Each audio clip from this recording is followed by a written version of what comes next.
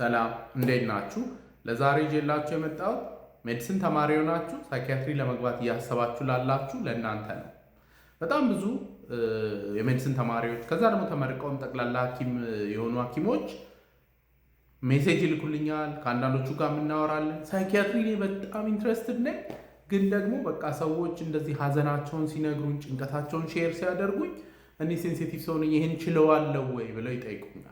እና ሳይኪያትሪ ላይ ይህንን እንዴት ሃንድል እንደምናደርግ አንድ ሁለት ሀሳቦችን ሼር አድርጋችኋለሁ።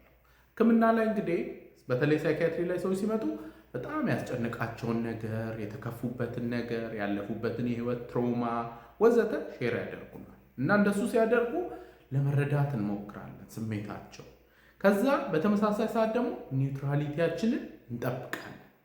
ስለዚህ አንደርስታንድ እያደረግናቸው ሴም ታይም ደግሞ ኒውትራል የሆነ ስታንስ ይኖረናል ማለት ነው። ይሄ ኢምፓቲ ይባላል። ከዚህ ጋር ደግሞ በተለየ መልኩ ያለው ምንድነው? አይደንቲፋይንግ ነው። ልክ ሰዎች የሚነግሩንን ስሜት ሙሉን ስሜት ወስዶ በቃ ልክ እንደነሱ መሆን ማለት ነው። ይሄ ለምሳሌ አንዳንድ ሰዎች በቃ ሲያለቅሱ አብሮ ማልቀስ፣ ከዛ ወይኔ ተጨንቄ ያልችል እረ ጉድ ነው ምናምን ነገር ማለት። ይሄ እንግዲህ ሰዎች በማህበራዊ ግንኙነት ላይ ለጓደኛ፣ ለቤተሰብ፣ ለሰፈር ሰው ምናምን ሲነግሩ እንደዚህ ሪያክሽኖች አሉ። ሳይኪያትሪ ላይ እንደሱ አይኖርም።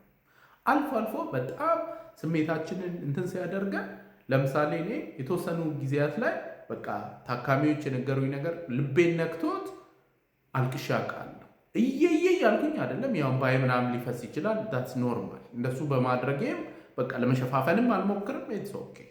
ግን በአብዛኛው we try to understand what they are going through፣ ከዛ ኒውትራሊቲያችንን ሜንቴን እናደርጋለን። ሁለተኛው በተለይ የስብና ህመም ያለባቸው ሰዎች ፐርሰናሊቲ ዲስኦርደርስ ሃንድል ለማድረግ ግራ ያጋባል። በተለይ ልክ ሬዚደንሲ እንደጀመርን አካባቢ ማለት ነው። ከዛ ግን ቀስ በቀስ በስልጠና በሜንተሪንግ እና በንባብ እንዴት ሃንድል ማድረግ እያለብን በደንብ እያወቅን እንሄዳለን።